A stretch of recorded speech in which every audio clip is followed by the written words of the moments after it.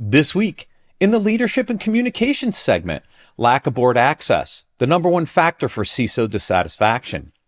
Pressure on CISOs to stay silent about security incidents growing, the secret to building a high-performing team, and more. Then we air 2 pre-recorded interviews from Black Hat 2025 from 360 Privacy and Pentera. Business Security Weekly starts now. This is a Security Weekly production for security professionals by security professionals. Please visit securityweekly.com/subscribe to subscribe to all the shows on our network. It's the show where we explore the business of security to improve the security of business. Your trusted source for actionable insights on leadership, communication, and innovation. Get ready for Business Security Weekly. Security Weekly and Cyber Risk TV are headed back to one of the biggest identity security events of the year, Octane 2025, put on by Okta. Live September 24th through the 26th, from the vibrant city of Las Vegas, Octane 2025 brings together the best minds in identity, security, and technology innovation. And this year, we're turning up the volume. Security Weekly will be on site in full force, with Mandy Logan and Adrian Sanabria leading the charge. Get ready for live stream executive interviews, exclusive on-site editorial coverage from SC Media, and brand new this year, a live stream episode of Enterprise Security Weekly. It's your chance to engage with identity leaders, dive into the future of AI security, and hang out with your favorite Security Weekly hosts. And here's the best part. Security Weekly listeners get an exclusive discount. Just head to securityweekly.com/octane, register, and use promo code O Oscar, K Kilo, T Tango, N November, S Sierra, C Charlie, M Mike, A Alpha 25 to get your conference pass for $200. Ransomware, supply chain attacks, 0 days. Cyber threats don't wait, and neither should your business. With ThreatLocker, you're not just reacting to threats, you're stopping them before they start. Our Zero Trust endpoint protection locks down your environment with pinpoint control over what's allowed to run and what's not. No guesswork, no blind spots. Just proactive, built-for-now security that keeps your business moving. Want to see how a true default deny strategy works? Head over to securityweekly.com/threatlocker and take the first step towards shutting the door on threats before they even knock. Welcome to Business Security Weekly. This is episode 413, recorded September 15th, 2025. I am your host, Matt Alderman. Joining me for the new segment this week are my co-hosts. First, Mr. Jason Albuquerque. Welcome, Jason. Hey, Matt. A good weekend for my Pats. And I don't know. The rest of you folks took L's this weekend, I think. Browns lost. Pittsburgh lost. It was a crazy Cowboys game, though, for you Texas peeps. But, yeah, that's pretty much it.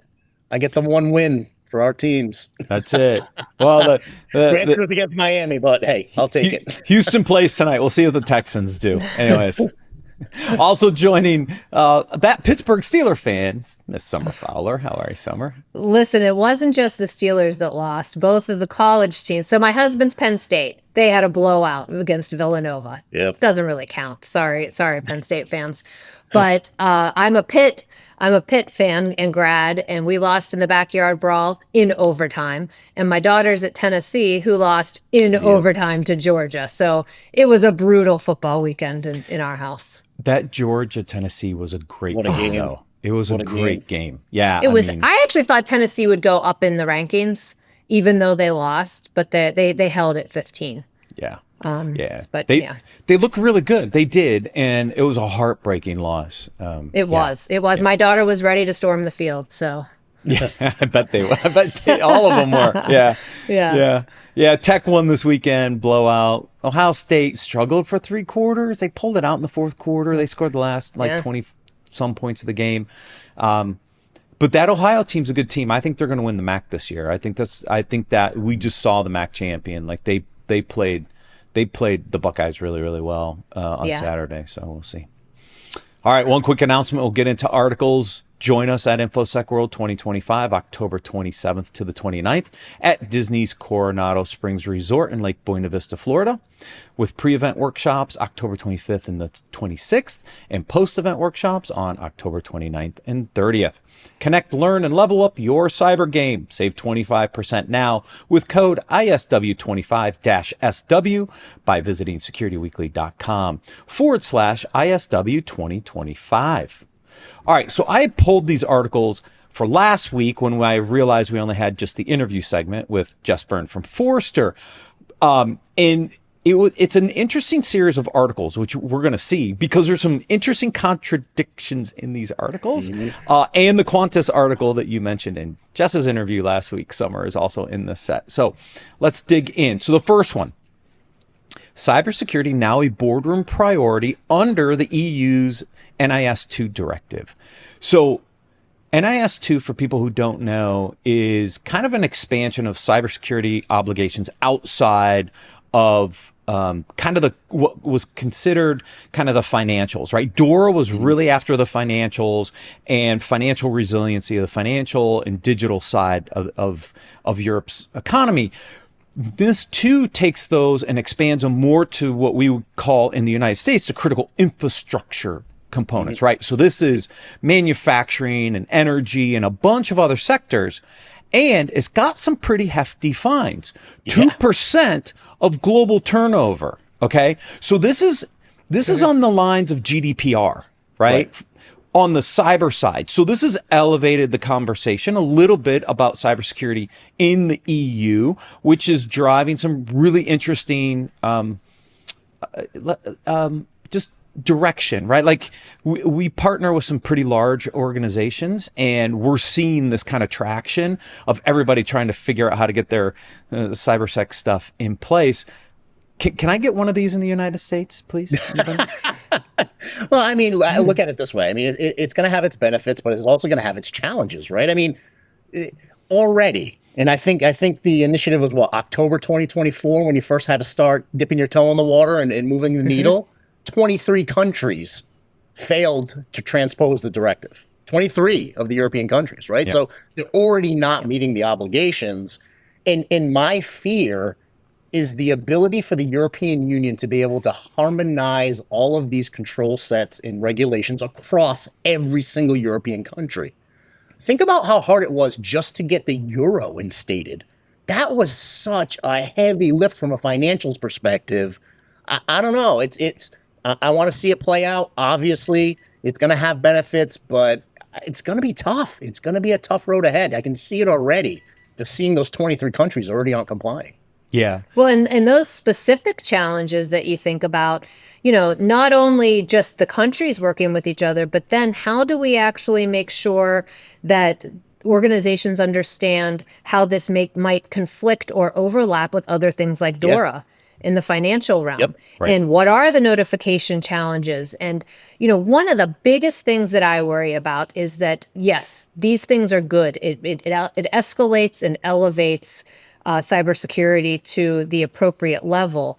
Organizations also need to understand there's a cost that comes with this, and that cost should not be taken away from the other elements of cybersecurity that we need to meet these new standards and directives. Yeah, and if we apply risk management principles here, right, we know that the fines are up to 10 million euros or 2% of global annual turnover. Okay, so look, from a risk management perspective, I already know that I can potentially be fined 10 million euros. And the question that has to be answered somewhere a little bit to your point is how much is it going to cost me to get in compliance with NIS2? Is it worth that investment? Now, if it's under 10 million or, it may be, right? But if it's more, you almost just put the money aside and say, this is our NIS2 fine. Right. Exactly. Insurance policy, right? At the end of the day. And that's one of the challenges and what I'm afraid of, right? I mean, I think the fines are 10 million euro or 2%, whichever's higher. Right. So you figure out the math and you sit back and you say, is it more financially beneficial for us to just self-insure? Yeah. Yeah. Yeah. I mean, that is a logical Yeah. decision point for. Well, I'm for sure organizations will be doing that. Oh, yeah. They'll be doing that math on a heartbeat. No doubt about it. Exactly. So that's my first article. So that leads us to the second article, which is lack of board access, the number one factor for CISO dissatisfaction. Now, we've talked about this a lot. No surprise at all. No surprise, right? Right. If NIS2 is driving higher board engagement, maybe in the EU, but we're still not here in the US, right? And these results in this article, nearly half of CISOs, 40%, have minimal or no access to full boards. Yeah, and I mean, it says it right in the article, and this is some of the things we talk about as a challenge as well, is the filter.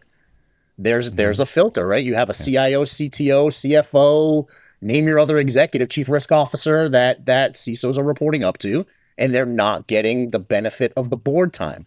Now, one of the things that I did love about this article is the fact that, hey, getting in front of the board is one thing. You have to fight the good fight and get in front of the board, but making sure you can effectively communicate to that board once you get the opportunity is very important as well. It doesn't stop there. Right. So don't forget that, planting the flag in the ground at board access isn't the win.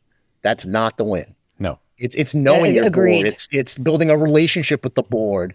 It's funny. They actually gave a good, just a good statement about how important it is, right? If you come up to a board and it's all made of salespeople and you're talking about things like vulnerabilities and CVEs, you're probably not going to get an impact with them, right? But if you're talking about pipeline loss, revenue loss, customer churn, things like that, you're going to make headway.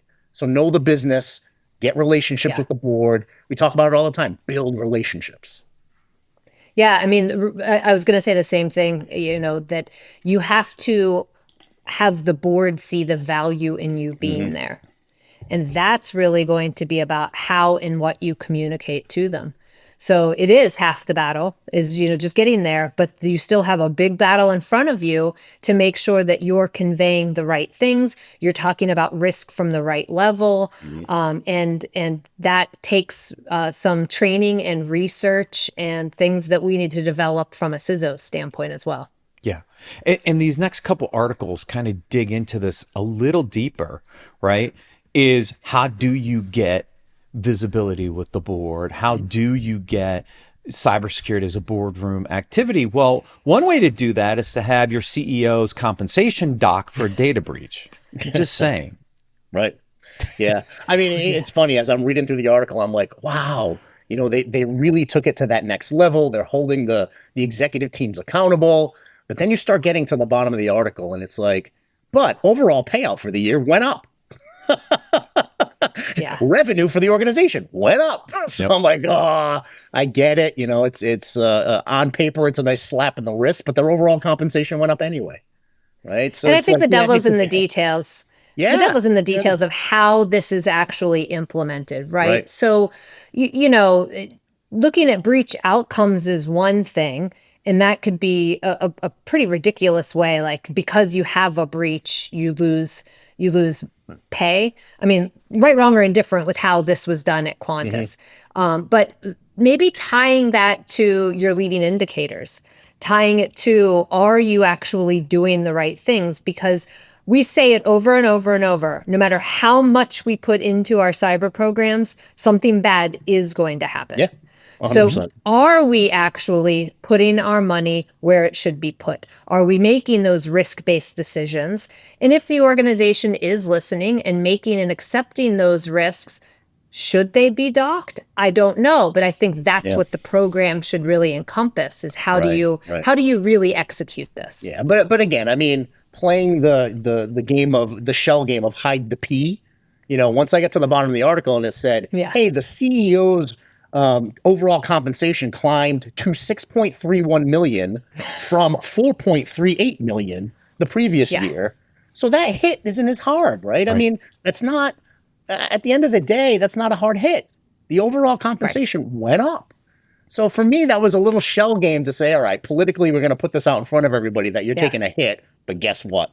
Your overall comp went up anyway, so don't even worry about it. Yeah, great marketing. Right. Yeah, and I think, Summer, to your earlier point, right? If I'm doing my due diligence, if I am looking at all my risks, and at the board level, we're making active decisions about what we're going to do and not do, and you still get breached, at least you've done your due diligence. At least it's documented. At least it's been addressed. It's where I see this is organizations that completely ignore cybersecurity. Then they get a big breach or some big incident because they tried to bury it, right? If there's transparency here, then maybe they shouldn't take a hit. But that's up to the board and how they want to structure the comp packages.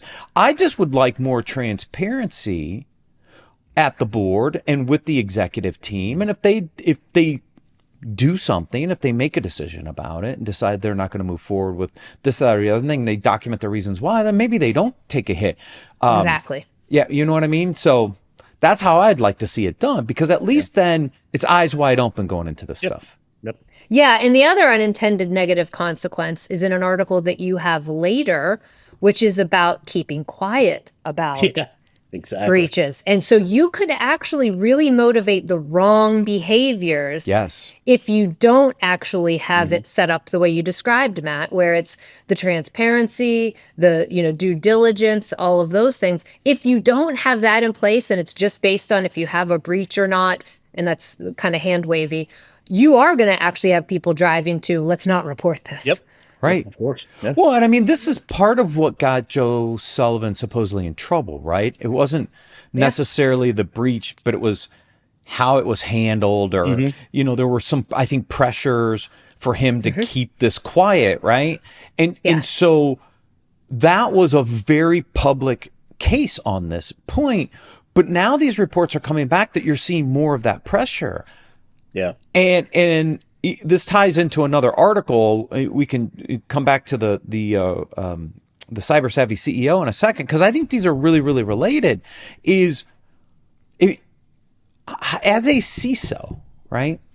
If you are being pressured to downplay an incident, what do you do? Well, right? I mean, the risks are so high. Think about it this way, right? Not only do you have to navigate a breach now, but now you have to navigate a cover-up. Right.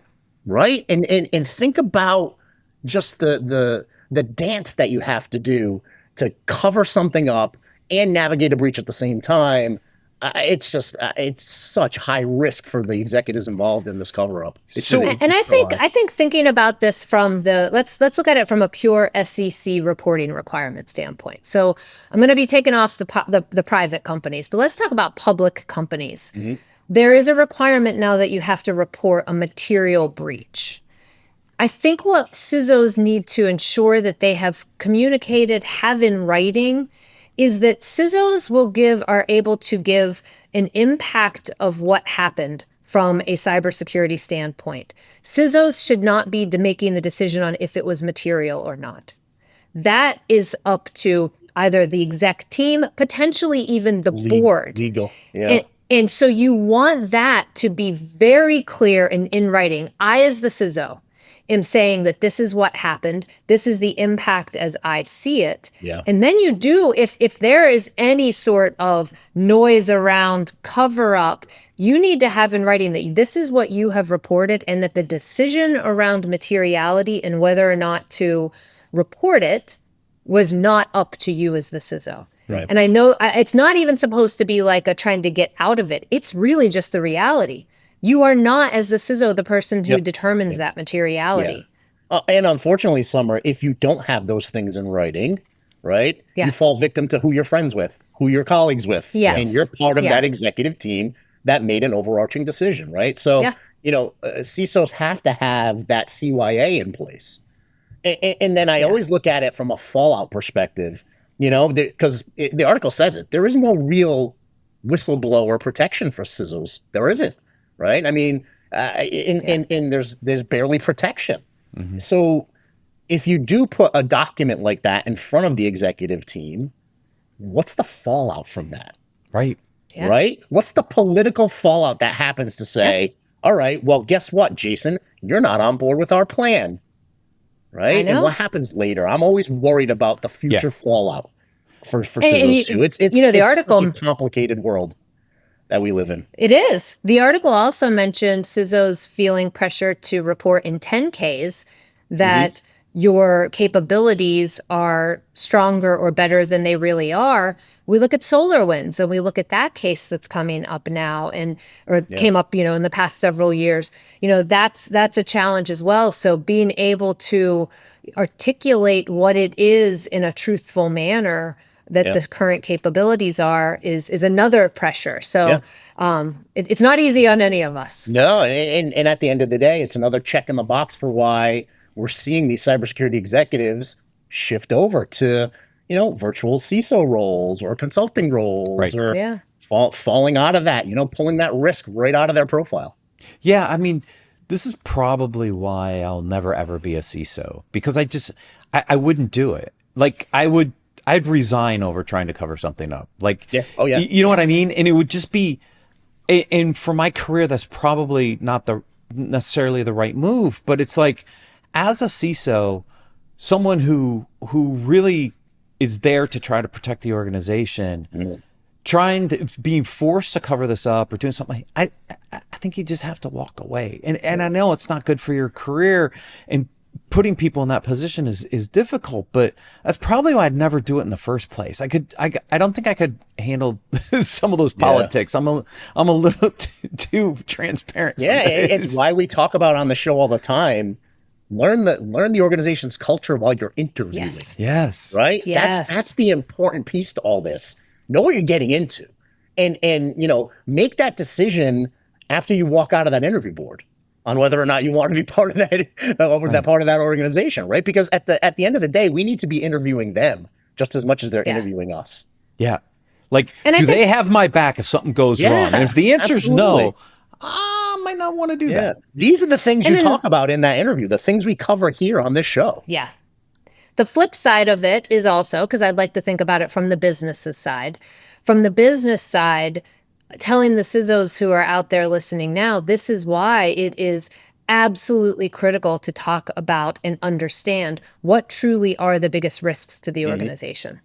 Because if you are pushing everything as a risk or highlighting only the things that are, that your team can do and not really discussing the right things, you're not really informing the company and doing the best by the company standards either. So it's relationship building, it's learning the business and making sure that you do understand with each other. There is a mutual benefit to both of you, the business side and the cyber side, working together. Yeah, that's such a great point, Summer, because if you go to every board meeting and you're literally just throwing out their FUD, fear, uncertainty, and doubt in every meeting, it's going to become noise, right? It's going to be the boy who cried wolf, right? That type of a relationship that you have. So, you have to really get pointed in identifying true business risk that you can articulate up to the board for investment. Otherwise it's just you're leading with fear, uncertainty, and doubt. And we talk about not doing that all the time. Right. Yeah. I'm going to back up to the rise of the cyber savvy CEO, because there are some really good points in here that I think CISOs need to also be able to articulate, especially around the value of security, right? Cyber as a strategy, not as an overhead. And it specifically in this article talks about some of the advantages that cyber can have from a revenue perspective, right? And again, we've talked about this on the show before. Like, stop thinking of cyber as a cost center. Think of it as a differentiator as a business enablement. This article gets into it here for us and really trying to train the CEOs about this. But I think CISOs can also use some of the same advice. Oh, 100% agreed. It's funny when I started reading the article and it kicks off right in the beginning that the rise of AI has accelerated all this, right? So of course AI is in this article too. So, and I sit back and I'm like, man, we should have been talking about this for the last 20 years, but fine, AI, you're going to be the catalyst for all this. But, I love the fact that this article sits back and says, listen, cybersecurity is now showing up in conversations around disclosures, procurement, M&A, sales negotiations, shortening deal cycles and opportunities, brand. It's truly coming up in conversations. I've never seen so many M&A conversations that now have a cybersecurity and technical debt component to it. So it is. So CEOs need to start stepping up their game, because it's going to have an adverse effect on them when they want to sell the business, if they want to get larger deals with regulated clients. I mean, it's showing up fast and furious. We saw the rise or the experiment in trust centers in the Forrester report last week. Why do you think that's there? Exactly. It's there because in order to enable business, you have to be able to respond to these vendor questionnaires. And how do you streamline those responses? How do you make sure that your existing control environment aligns to your customers to be able to enable business? That's why the Trust Center is in that experiment phase. And I'm seeing a lot of traction on that and the third-party vendor use cases again, because these are the things starting to drive. AI is doing it, but AI and securing AI and privacy are all components here driving the future of business. And if CEOs and organizations are not prepared for this, it's going to slow them down in deals, and that's not good for revenue growth. Right. Yeah, and a good... go ahead, Summer. No, please go ahead. Yeah, I was going to say a good takeaway for this, right? For CISOs to even start having conversations with their CEOs is that they have a nice little bulleted list there of what boards and CEOs need to be thinking about, right? And doing. We talk about it on this show for years now. Link your cyber investments to KPIs, not compliance metrics, right? Make resilience a priority, especially with your product and third-party vendors, right? Embed cyber into all of your strategic planning forums. And then make sure you have active board oversight for risk, for growth, all of the above. Like, these are the things we've been screaming from the mountaintops for years. Finally, it's making an article. And I think that part of this is, we have to be able to communicate as cybersecurity leaders to other execs and the board. These are the things that we are required to do by law, regulation, directive. These are the things I need to do, right? See, this is like the table stakes of just that element. Then there are the things that we need to do to be able to operate business as usual, right? But we have to have a discussion as a team about what do we want our cybersecurity program to be from an external viewpoint. Do we want to be leaders? Do we want to be middle of the pack? Do we want to be laggers? There are absolute benefits to being laggers, and you have to be real about that. And so then that business as usual could be a spectrum of things depending on that discussion. And then there's the what do we want to enable beyond that in terms of innovation, in terms of we have these discussions when it comes to things like product development. If I'm Nike and I want to talk about, do I want to be a leader or a lagger in coolness and brand? They're clearly leaders. They have these discussions. Other companies have other discussions around this space. We need the cyber leadership, the CEO and other execs to have the same discussion about cybersecurity. 100%. And then you know where you stand and you can communicate that much better. Yeah, it's funny. I've always boiled it down with peers and colleagues. We have the shalls and we have the shoulds. Here's the list of the shalls. And then these are the things we should do depending on where we want to be in that pecking order, like you just talked about, Summer, right? We have all of these shoulds, right? But here are the shalls. Here are the have to haves. There's no way around it. Yeah. Yep. Shall is a good word. Use it often, people. Trust me, it's a great word. Next article, CISO Essentials attracting, retaining top cybersecurity talent. This is going to tie in a little bit to our last article on building high-performance teams. It talks a little bit about culture. Nothing surprising in here for me. I mean, it was just part of my normal, but it came from the Wall Street Journal, which is interesting, right? It's interesting how these articles are now starting to show up in more mainstream media channels.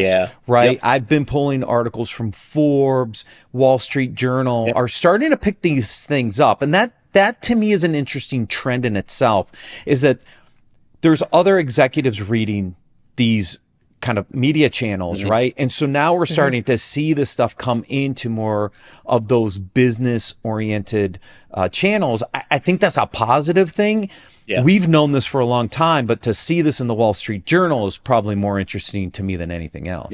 I mean, and it really ties to your last article. Like, honestly, as you think about a cyber-savvy CEO, When you think about this, if you want to attract and retain the talent, be a cyber savvy CEO. Be someone who can be a part of that discussion and say it. I mean, I'll tell you, when I talk to other organizations, and I was actually talking to a venture capitalist, and he said, if you are a cyber leader, that CEO over there, that CEO is a cyber leader's dream.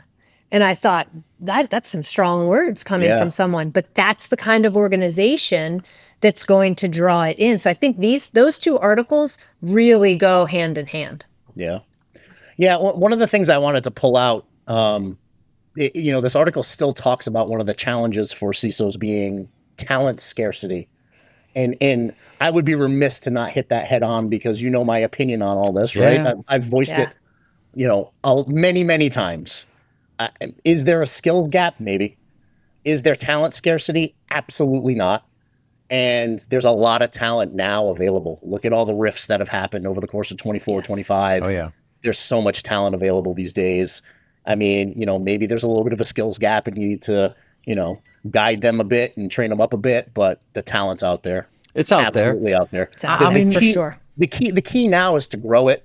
Make sure you're recruiting the people with the right attitude and aptitude. Onboarding into your organization is huge. Make sure you have development and retention plans. And, one of the things that the article called out, which I think is often an oversight with leaders, offboarding. Because let me tell you, I've seen so many people leave and then come back. You don't want to burn bridges. You want to make sure that you're offboarding folks with respect, the respect that you would have for a colleague. Keep those relationships strong, because you never know when you're going to need them, because you may need that connection to where they went, or they may want to come back eventually. So I think offboarding personnel is something that's underestimated these days. Yeah, we're too small of an industry to burn a bridge. Yep. Yeah. 100%. Truly. Yeah. All right. Last article, the secret to building a high-performing team. This was an interesting article for me, really around kind of the cultural components. Mm-hmm. So this article gets into looking at these different cultures.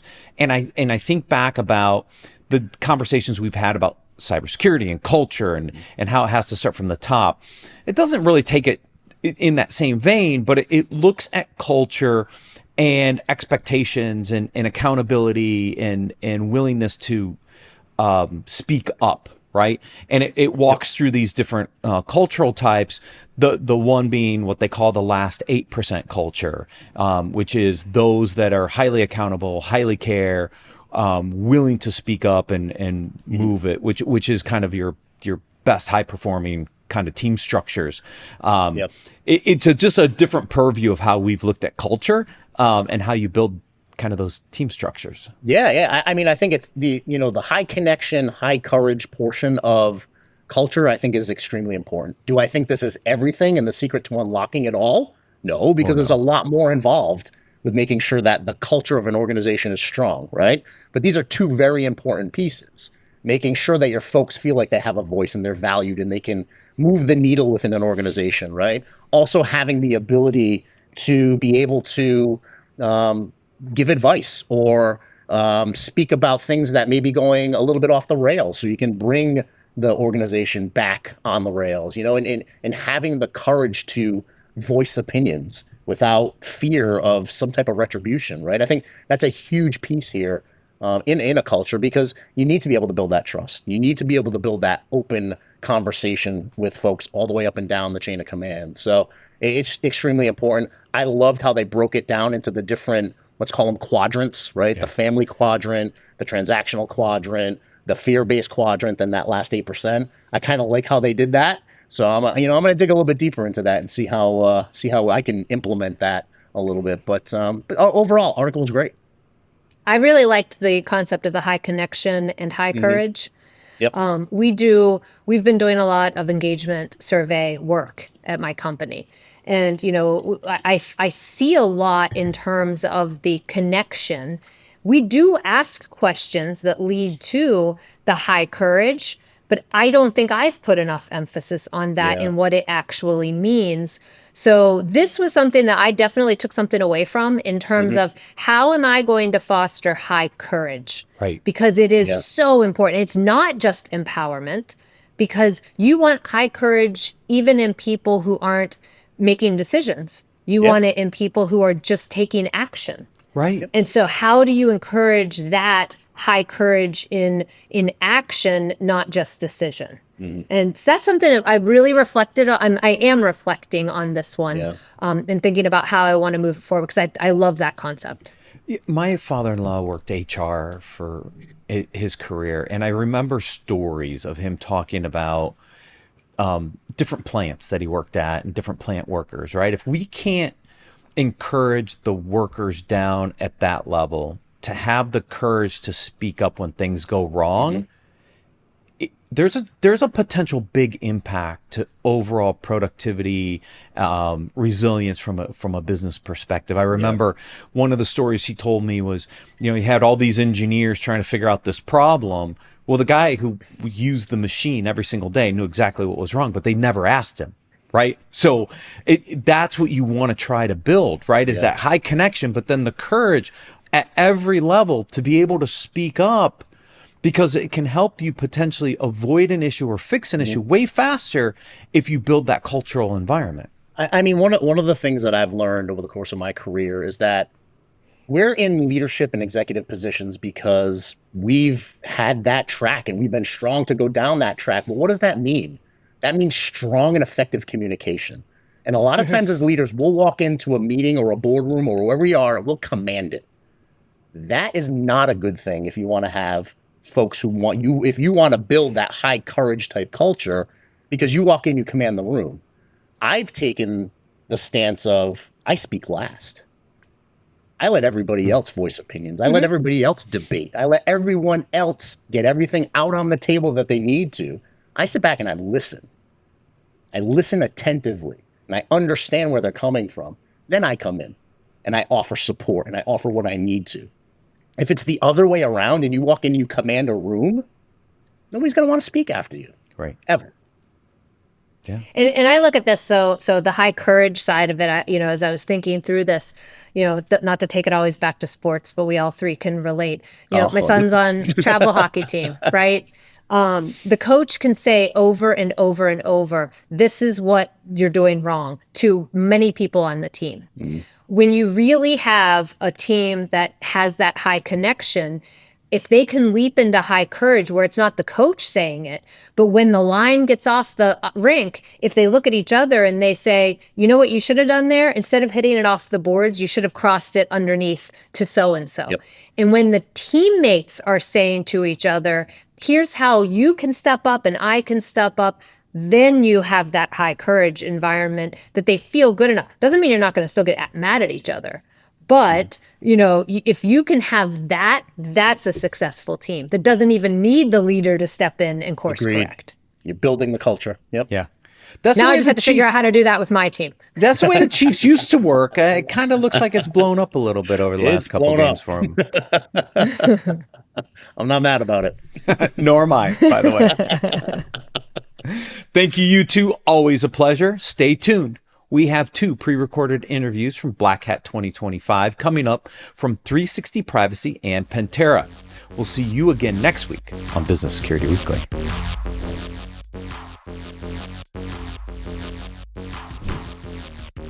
Welcome back to Black Hat 2025. We are live recording from the Cyber Risk TV studio at Mandalay Bay in Las Vegas. I'm your host, Jackie McGuire, and joining me for this interview is Chuck Randolph. He's the Senior Vice President of Strategic Intelligence and Security at 360 Privacy. Welcome, Chuck. Thanks for having me. Glad to be here, Jackie. Really happy to have you here. We are going to talk about something really interesting. We're going to talk about executive protection. First thing in the morning, right? Yeah, Let's do it. yeah. I mean, this is a pretty gnarly topic to start with, but I think it's one that's become significantly more prevalent and top of mind for people. Absolutely. The data economy has exploded, and we see both registered and non-registered data brokers. And one of the things I thought was interesting is, so you've spent 30 years in executive protection and strategy and things like that, and you've worked for Microsoft, OnTick, At Risk, International. You've had a whole bunch of different jobs, and one of the things you've said is kind of a common thread there is that violence against executives or targeted violence doesn't start with a physical action. It starts with a click. Right. By the way, it's great to talk to you because I know a little bit about your background. So you have some established creds in threat management. So this is great to have this conversation because I think you'll understand where I say, when I first started out, I'm old in the industry. When I first started out, everything was analog, guns, gates, guards, everything was on paper. We did our thing. We got a briefing. We went out. We protected the individual. That was it.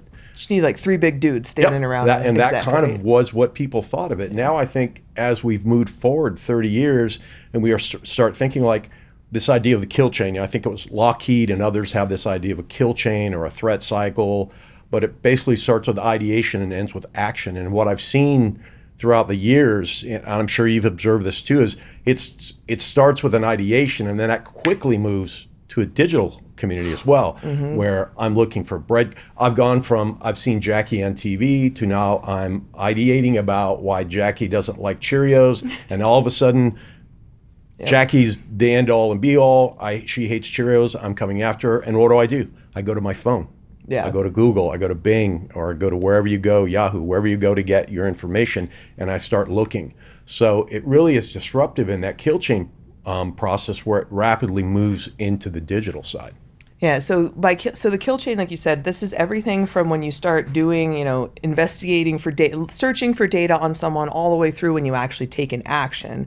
And as you mentioned, unfortunately during the pandemic, I became kind of the target of some people's COVID indoor rage, and I experienced this myself. I was doxxed. There were social media groups set up specifically about me. And how frightening was that? Yeah. I don't want to say, because I'm pretty sure you can handle your own. Yeah. But how unsettling and then frightening, but how quickly that information goes to, I have a thought about Jackie, to now all of a sudden I'm amassing all this information and I'm understanding where I can figure out where my kids go to school. Well, and if you've done a great job, like, look, hey, I'm not online, I do this, great. All I need to figure out is, who's Jackie's spouse or partner, husband, wife, whatever, her kids, her neighbors, and then I go from there. Yeah. Maybe I go and I find something on Redfin. Maybe I go find some other crumb. And I think, as you know this yourself, coming from the background, like the way, say, somebody who might be mentally unstable starts fixating.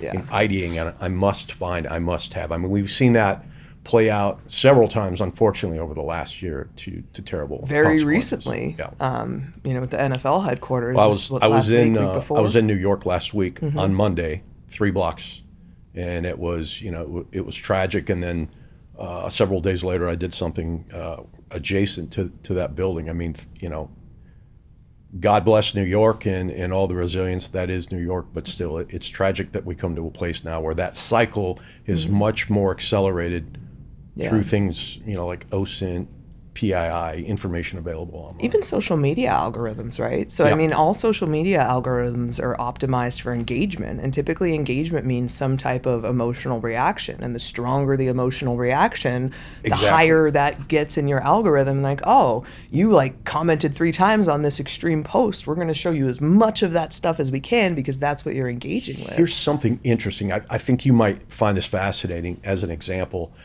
I think it was, I might butcher my dates here, but I think it was 2020 or 2021. There was a young man who showed up with a crossbow and he said, "I'm here to kill the queen." Fortunately, he did not. They countered that. But when they went back and they looked at the case, he was using an app. I can't remember which one it was, but it was basically an app, exactly as you're saying. It basically reflected back to him. And at one point, he tells the app, "I'm an assassin," and the app says, "That's exciting." Yeah. And as I recall, one of the last injects he had with the app or interactions, however we say that nowadays, was like, "Hey, I've been training. I have something. I think I'm going to go do it." And the app basically responded, "I believe in you." Yeah. And then off he went. I mean, so it's this really, I do believe, is a new frontier of a combination of cyber digital risk, narrative and perception risk, digital exhaust, physical security, and I think all that's bubbling up to where it's now board level conversations where people we really have to understand this converged environment and how we're thinking about risk to our organization and our high net worth people in them. Yeah, I've seen, I interview lots of executives for my different jobs, and especially in the last, ever since the United Healthcare CEOs was killed, there have been a ton of increased security measures and things we have to go through. And I think this is definitely top of mind for people. So as the cyber and physical worlds converge, how do you think about that as a protection strategist? How do you think about kind of protecting your executives all the way around, both in the physical world and in the digital world? I was fortunate in my time before, when I worked for Fortune 50 and beyond that, to help have those converged conversations. And I almost hate to use the words converged because I think it's something we heard when we were younger and in the industry, and they're like, wow, what is this converged thing? And I think a lot of it was, I don't want to say lip service, but I just don't think we weren't quite there. And People think of like singularity like, more oh my than gosh, just, what are we doing? And I think things like Weir's Law and things like that, and the acceleration of technology and potentially the risk that comes behind that. And I think we're at a point now, and again, I go back to your own background too, where we can be data driven and understand.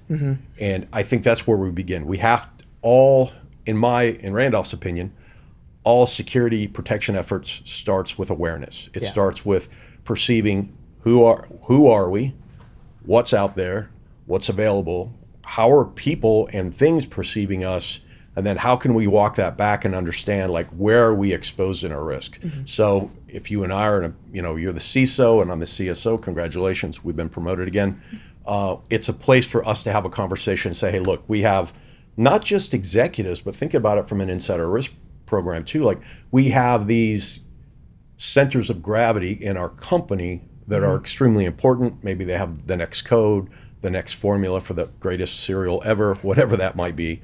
And we understand throughout our ecosystem, if you will, who are the centers of gravity, what do we know about them, how are we protecting them, what conversations are we having? And something else I've been thinking about lately, especially given the events that you've talked about, the tragic events in New York, is the idea now of the narrative that needs to be brought in. So not only now is it the CISO and the CSO, where's the head of marketing?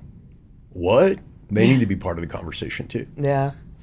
And it's kind of crazy thinking about it that way, about the fact that, your ability to protect your crown jewels at your company is actually part of what you need to be talking about. But that's one thing that I think, I talked about key person risk a lot, probably like a year and a half ago. And it was this whole concept that there are these engineers embedded in almost every hyperscaler that are irreplaceable. Exactly. They hold like some type of, tribal knowledge or something like that if they get hit by a bus, everybody is just, it's, Exactly. And I think it's something that people don't really think about. And it's a simple idea. Look, I'm a retired lieutenant colonel as well as an old information ops person.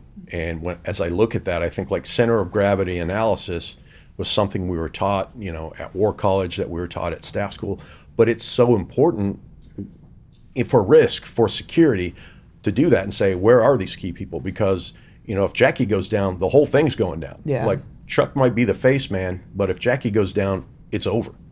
I wonder so my first long-term job was at Fidelity, right? And we're badging in everywhere because, and we were, stockbrokers were second floor. I was actually a stockbroker, and IT was first floor, and we couldn't access any of their areas. And so it was always kind of top of mind that this, to your point, like the barriers and the guards and things like that, the physical security gave you this sense of we're protecting something very important. I wonder to what extent remote work has kind of eroded that, because we're all sitting in sweatpants at our desks and we're doing still this really impactful work, but we're doing it from the comfort of our homes. I wonder if that to some extent disarms people from a security perspective. I think by the way, that's a great topic, and we should have an entire 45-minute conversation on, have we actually realized the effects of COVID? Great effect. We're all working from home. Bad effect. We don't know what that actually manifests to later on. I think, go back to the conversation. I'm sitting in my sweatpants. I've got a suit jacket on, from waist up. I'm doing my thing. I punch off and I see man, Jackie was on the Zoom call. I really don't like her. And now I'm ruminating on that. And this idea of, and you probably talked to folks about this idea of a duty of care at the edge. Yeah. Where does it start? Where does it end? Yeah. How do I think about those folks? Because going back to data brokers, and PII and information that's putting out there, look, we were all working from home. maybe we're still quasi working from home now. My kids are there, they're putting things out. What telemetry, if you will, am I emanating that somebody like Chuck says, I don't like Jackie, I saw her on that Zoom call and I know she was mean mugging me. This is it. I'm going to go find her. It's just my face, by the way. I just have really she's bad actually RBF. Been actually very lovely. I'm just a curmudgeon. Yeah. But you see where I'm going, Yeah. especially given your bit as data broker, threat management, all that, how that ideation suddenly goes into fixation. And now I've got a supercomputer in my pocket. I've got 2 of them at my desk, and I'm spending my whole day figuring out where Jackie shops. Yeah. Well, and I think so. One of the things we were talking about before we started recording, when we say data brokers, I think people think of, the traditional data brokers, and we've now set up a framework where in the US they're supposed to register as data brokers. Right. They're supposed to abide by specific guidelines. They're supposed to remove your data when you request it. I use several services for that. And I can't remember if it was 404 Media or the New York Times, one of the two, over the last 2 weeks actually just released a report on how few of those data brokers. It was a California study. Yeah.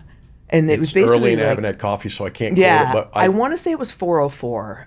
it might have been. And I read the same study, and the lack of response, I think, was something that was remarkable to me in that. Well, and this is for the companies who've registered. There are also companies who don't register because they know that they'll be subjected to those guidelines. And then there was a really interesting intelligence report that came out of Eastern Europe talking about how data brokers in Eastern Europe who are not subject to those guidelines were using cell phone location data to sell the location of intelligence personnel, diplomats, When I think about people that also like, hey, we've been harvesting. I mean, let's not even bring up the quantum. And once we crack everything and all the information we've harvested, maybe sits offshore, and now I can do that, come up with something with that, and then resell it. Yeah. I mean, and unfortunately, not everybody's above the board. Yeah. And I think until we have regulations about what data you can buy, there's probably not going to be a great way to address that. When I believe New York and California are trying to be cognizant of that and trying to get in front of that, and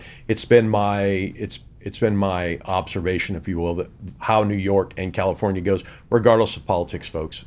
The rest tend to go, especially with things like that. Yeah, and I think from your you were talking about AI. I think there's also a question to be had about where the balance between user experience and over confirmation comes in that they've built these generative AI products to be very friendly, and they agree with you and they tell you how smart you are because that makes you want to use them because you feel very good when they're reinforcing these things. But It becomes your assistant. you need guardrails. You need you need some type of emergency brake. You make a great point there too, because now I don't really have to even understand a Boolean search. I could just say, name your AI, help me find everything there is to know and build a bio. Actually, if you think about everything as the prompt and some of it, you might, build a bio like you're a targeteer after Chuck Randolph. Tell me about where he likes to go eat ice cream, what cereal he likes, and, When we just found out that generated results that you share are now being indexed on Google search. So, all right, let me ask you. So, as we're wrapping up, I really actually do wish we had 45 minutes. So, if I'm a CISO or a CSO or a CEO, if I'm an executive really concerned after listening to this terrifying interview, what do I do? Where do I start? So everyone wants to answer from the security point of view. I would say, since we've been chatting about AI, I'm your AI and you're asking me to answer as your chief of staff. I would say, hey, boss, let's bring these people together and ask them. We have these people in our organization that we understand are security or risk. We know they have silos, blah, blah, blah. Insert that conversation here. But why don't we convene and ask them a question? And if we want to get ahead of that as a CISO or CSO, I can jump forward and say, hey, look, let's convene here. Yeah. I'll do the convening. Look, we need a common operating picture, which requires several things. Common operating language, old IO guy, words have meaning. I agree. Yep. We need common operating language. We both may speak English. You may think in German. I may think in French. We might think in code. Who knows? Whatever that is, we need to have the data. We need to speak about it the same way. And from that, we can look at and understand risk. And then once we've understood the risk, let's take care of the low-hanging fruit. Let's not go to Death Stars and drone let's start with what's low hanging and ensure that we're protecting ourselves where it matters. Thank you. Thank you, Absolutely. Chuck, for joining us. This was amazing. Hopefully we will get to do this again soon, because I think we could go down a data broker rabbit hole to end all rabbit holes. I look forward to it, Jackie. Thank you. Really appreciate it. Live from Cyber Risk TV, I'm Jackie McGuire. We are at Black Hat 2025, live in Las Vegas, Nevada. Thank you, Chuck, and thank you, 360 Privacy. Please visit securityweekly.com/360. Oh no, I have to read this /360 privacy. What is that? OH? Sorry, guys. It's early in the morning, and my glasses are not doing their job, and my eyes are getting really, really old at this point. 360privacy.io. All right, 360privacy.io. Thank you, Chuck, for bailing me out. Stick around. We'll be back live from Black Hat with tons more awesome interviews today, Wednesday, and Thursday.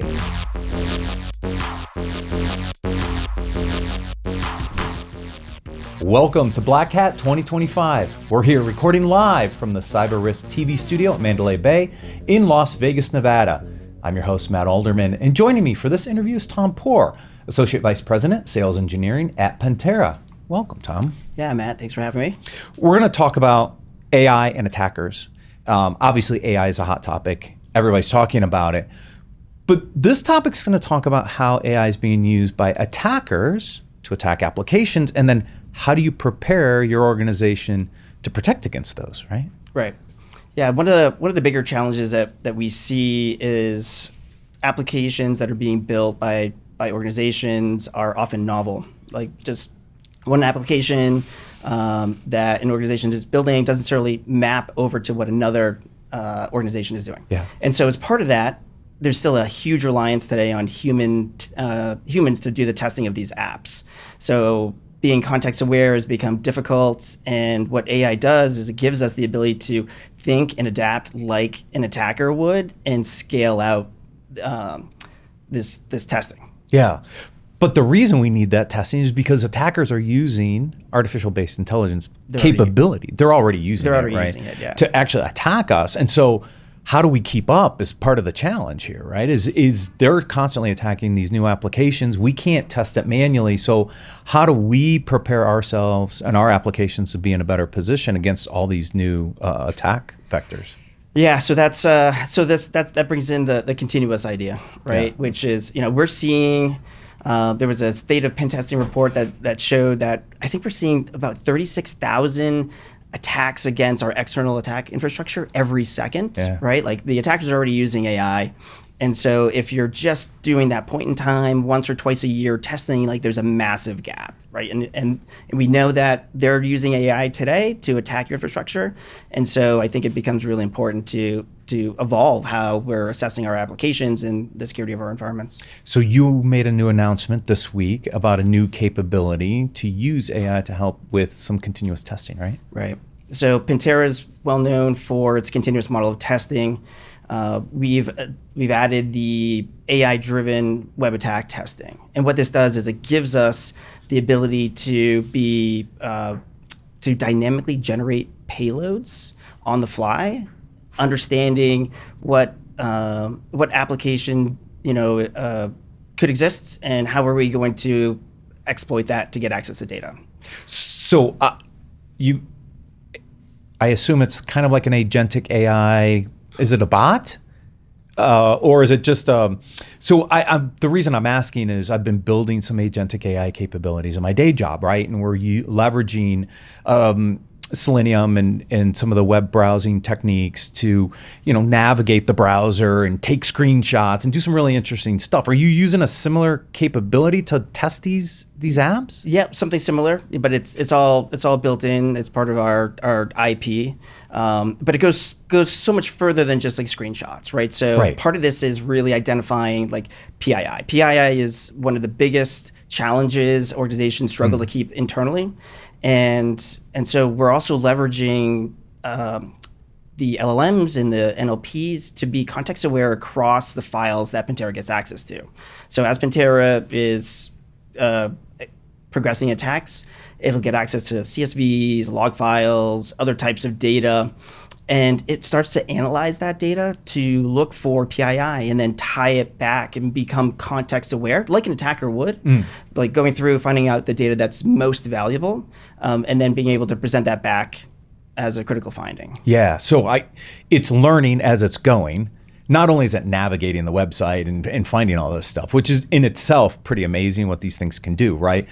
But as it finds data, it's trying to understand the context of that data. So it figures out, oh, wait, this is social security number data, or this is other types of PII It could be data. like an HR record. Yeah. Right. Yeah. Wow. Yep. And then it captures that and it creates it as a finding. Does it then try to use it to figure out where to pivot next? Like if you think about an attacker, he says, okay, I found a trove of PII data. I have access to it, so I'm going to exfiltrate it, right, and do whatever. But then they might be able to use some of that data to now pivot to something else. How do you think through that process? Totally. So Pentera does that today by capturing hashes or extracting credentials.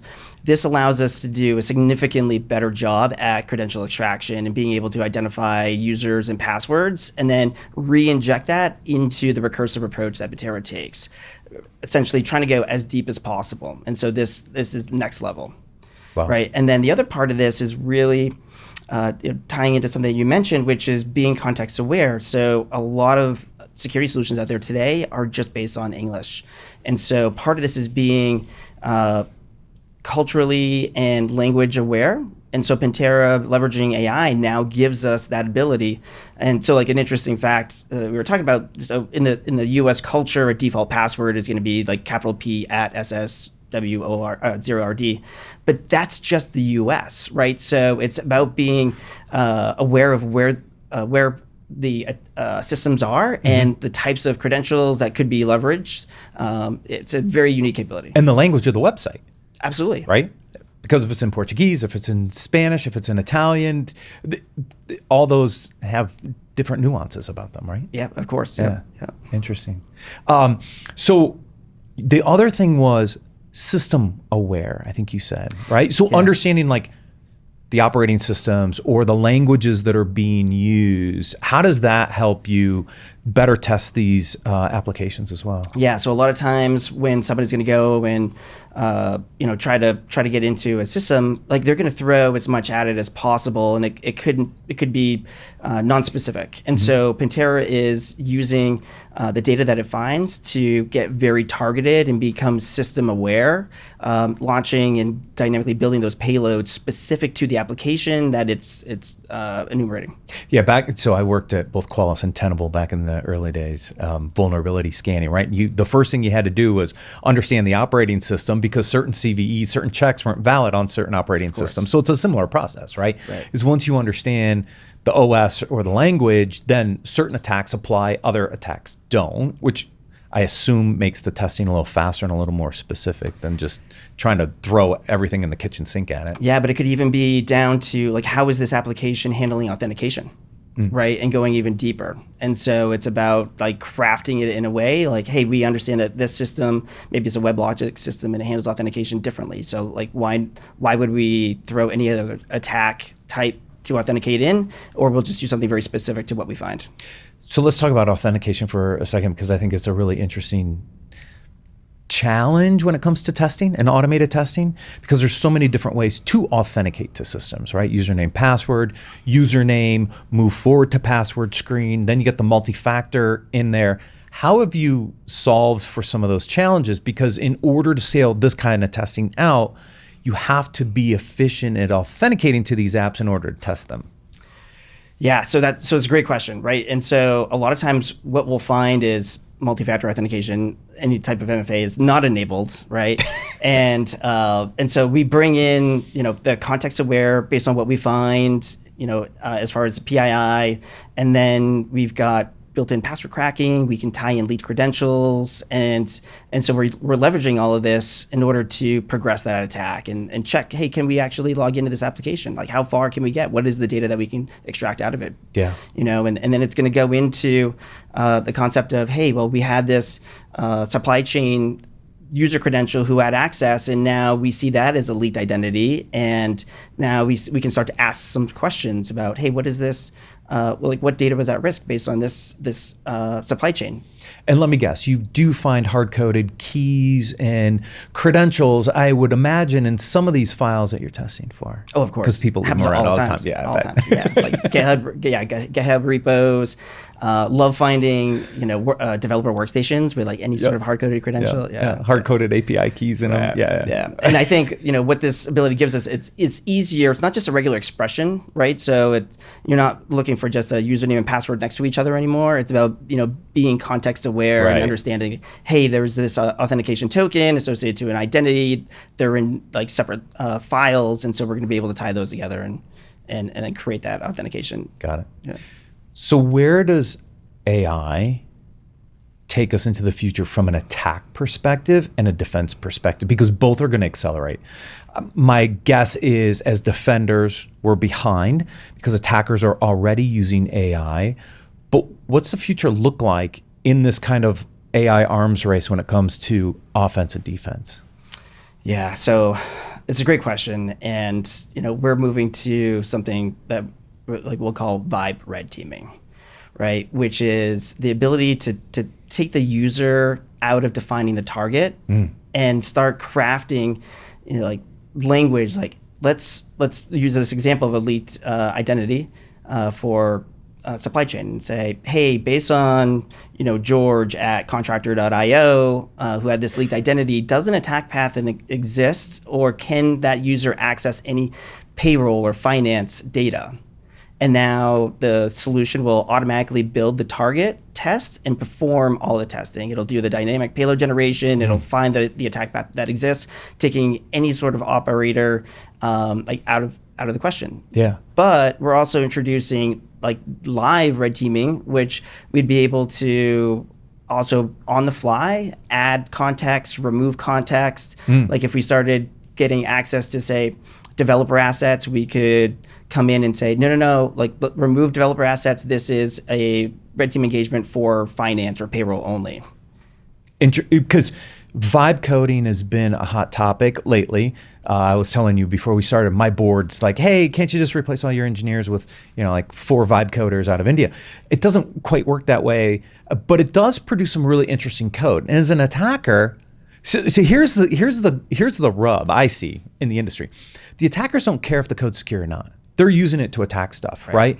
But for us as defenders to use vibe coding, the code needs to be more secure because we don't want it to do something malicious to our environment. So we're in this interesting quandary where the attackers can use vibe coding to generate code very quickly to use as an attack, but are we in a position to use it on the other side? And so it sounds like it's using this vibe red teaming concept to build payloads and things to help protect against it, but with more guardrails than like a true vibe coding environment. Totally. And I think the big thing that's missing is the acting as the adversary. And that's missing almost any type of defensive solution that you've got out there. And so Pentera is bringing that, now leveraging AI to ask the question like, hey, what is the impact based on any sort of security gap? Yeah. And based on like my experience with vibe coding, there's a lot of gaps. Yeah. Right. You can tell it to be as secure as possible, but it's still not secure. Yeah, it's still not secure. It's not there yet. Right. And I've seen other solutions that are trying to make it more secure, but it's not secure. But the attackers don't care. They don't care. They don't care. They'll take advantage of it. Yeah. So I'm a CISO at a Fortune 100 company with lots of brand new web applications. Where do I start? Like, where do I start this journey? Do I start with this new AI attack web capabilities, or do I start even more simply, right? Yeah, so I think as a CISO, you're probably having anywhere between like 40 and maybe even up as high as 70 or 80 different security solutions out there. And you're probably doing, some sort of testing capability once, twice, or if you have compliance, maybe quarterly. But at the rate that your organizations are moving digital transformation, like you want to be adopting some sort of continuous testing capability. So the first thing I would do is I would say, hey, let's look in the mirror. Let's figure out like, what are we testing? What's our coverage? Are we only testing a small environment? Are we only testing one specific application? and I would and start to ask like, hey, how do we progress this? How do we build a program of continuous testing? And then how do we introduce and leverage AI? And Pentera is a great way to start like helping answer those questions and guiding and say, hey, here's a way to look at your program today and areas that would need improvement. Yeah, because I think that's the hardest part. People just need a starting point, right? Right. Yep. Yeah, and so start with continuous testing and move on from there. Absolutely. Tom, thank you so much for joining me today. Yeah, thank you so much for having me. Yes. To find out more about Pentera, please visit securityweekly.com/PenteraBH. And for all your Black Hat coverage, please visit securityweekly.com/Black Hat. Thanks again, Tom. Thank you very much.